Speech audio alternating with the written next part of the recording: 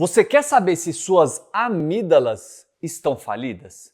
Elas podem entrar em falência quando atinge um número de infecções ou em casos de cásico amigdaliano. Existem outros problemas também que podem levar à falência da sua amígdala. Quer saber como que a amígdala pode ir à falência e o que fazer com ela? Vem comigo aqui nesse vídeo.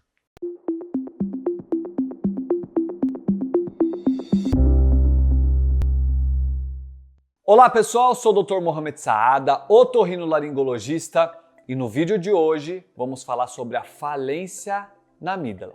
O que pode levar uma amígdala a ir à falência e o que fazer para tentar recuperar essa amígdala.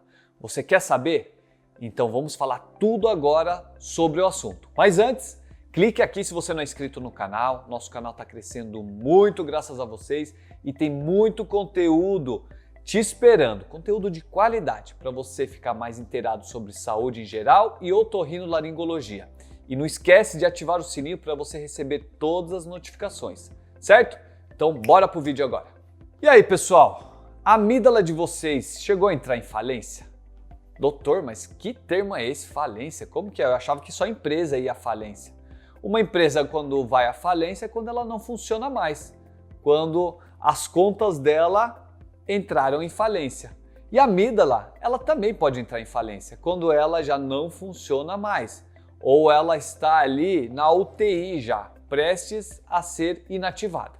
Então, o que pode levar uma amígdala a entrar em falência? Primeiro, vamos entender para que serve a amígdala.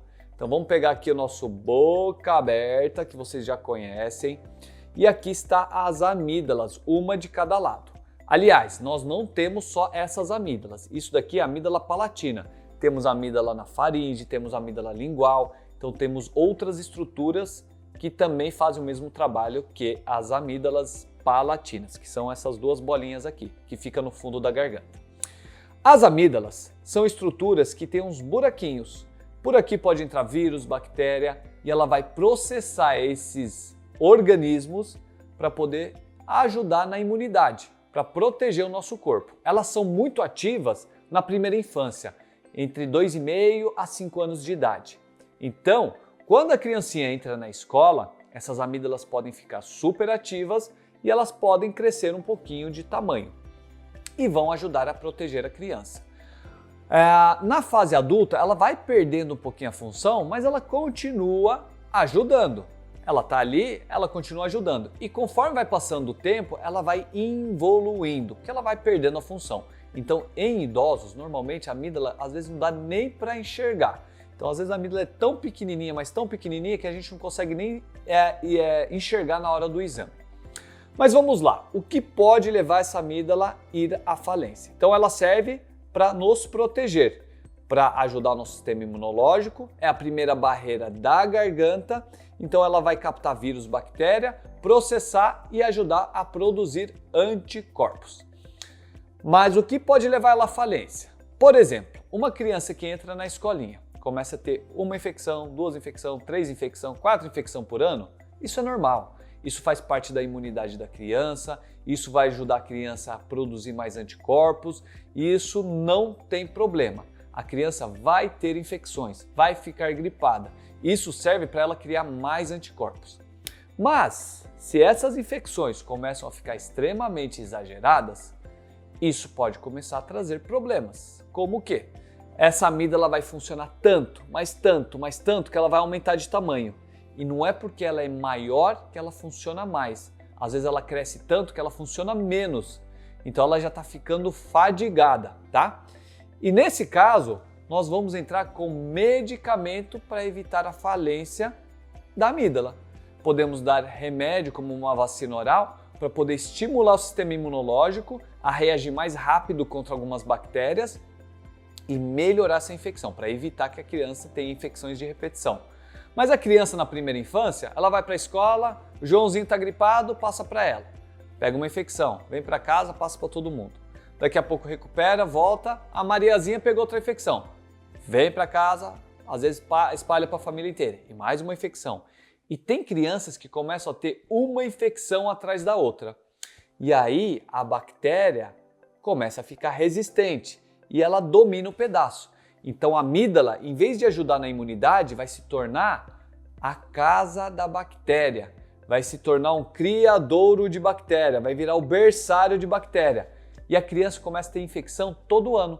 Então mal terminou o antibiótico, ela passa 10, 15 dias e tem uma infecção. Mal terminou outro antibiótico, 10, 15 dias, outra infecção. E começa a ter infecções de repetição por causa da amígdala que não está funcionando bem.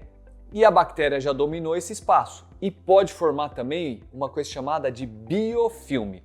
O que seria esse biofilme? O biofilme é como se as bactérias encapassem a amígdala. É uma coisa que não dá para enxergar, é microscópica. E as bactérias começam a funcionar em colônias e elas se tornam mais resistentes. Então o antibiótico vai lá, adormece elas, a criança melhora da infecção e depois elas voltam com tudo. Algumas bactérias morrem. Quais?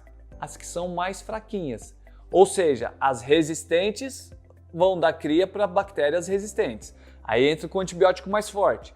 E aí morrem algumas, outras que são resistentes vão ficando. E cada vez mais vai ficando bactérias mais resistentes. E aí é tentado um tratamento para tentar melhorar essas infecções. Se não melhorar, o próximo passo tem que ser dado, que é retirada dessas amígdalas. E a criança não vai ter mais infecção de garganta, vai melhorar a alimentação e, por incrível que pareça, vai melhorar a imunidade da criança. Porque ela não vai ter infecções, ela não vai ficar tomando antibiótico, ela vai ter outra vida. Mas as amígdalas podem ficar falidas devido à infecção, mas também elas podem ficar falidas devido ao tamanho delas. Então vamos lá. Em alguns quadros virais, essa amígdala pode crescer e chegar a fechar a garganta. E aí a criança, e ela não tem infecção de repetição. Às vezes a criança teve 1, 2, 3 infecções, só que a amígdala inchou tanto que não volta. Aí tentamos no consultório um tratamento, vamos avaliar se a criança está respirando bem pelo nariz, porque respirar pela boca pode fazer a amígdala inchar. Então melhora a respiração da criança e observa. O que a amígdala grande pode gerar para a criança? Pode gerar ronco e muitas vezes apneia. E a criança que tem amígdala e consequentemente adenoide grande, a adenoide já fica aqui, ó, no fundo do nariz. Então aqui é o cara rachada, aqui ó, no fundo do nariz pode ter adenoide. Pode começar a fazer a criança respirar pela boca. Respirando pela boca e o nariz entupido, a criança vai começar a ter sono agitado. Toda hora vira para um lado para tentar buscar uma posição para dormir melhor, deita do outro, vai para o pé da cama, volta, fica rodando na cama e às vezes até cai da cama. Então, essa amígdala grande pode gerar um sono de má qualidade. E o que temos no sono para a criança? É durante o sono profundo, quietinha ali, que ela produz o hormônio do quê? Do crescimento. E o hormônio do crescimento vai ajudar muito a criança a crescer, raciocinar melhor, ela vai fixar a memória durante o sono, ela vai ter uma memória melhor, ela vai aprender melhor durante a escolinha, então a parte intelectual dela vai ficar muito melhor. Existem algumas crianças que têm a amígdala tão grande, mas tão grande que ela chega a fechar e a criança começa a ter distúrbio alimentar. A criança vai preferir alimentos pastosos, por quê? Porque não precisa mastigar. É mais fácil de passar entre as amígdalas. Então ela vai preferir macarrão, ela vai preferir purê, ela vai preferir sorvete. Aliás, sorvete toda criança prefere, mas ela vai preferir alimentos mais molinhos. Às vezes você oferece a carne, a criança mastiga, chupa aquele caldo da carne e gospe, porque ela tem dificuldade para engolir. Ela não vai gostar de alimentos mais duros. Já tive criança que tem a amígdala super grande e come alimentos mais duros e até carne. Mas muitas crianças começam a ter distúrbio porque tem dificuldade para engolir. Pode engasgar e pode começar a ter problema de ganho de peso. Por quê? Porque a amígdala é muito grande e fecha a garganta. E a criança não vai respirar direito durante a noite. Vai ter apneia, vai ter problema com crescimento, vai ter problema na fixação da memória, na parte intelectual.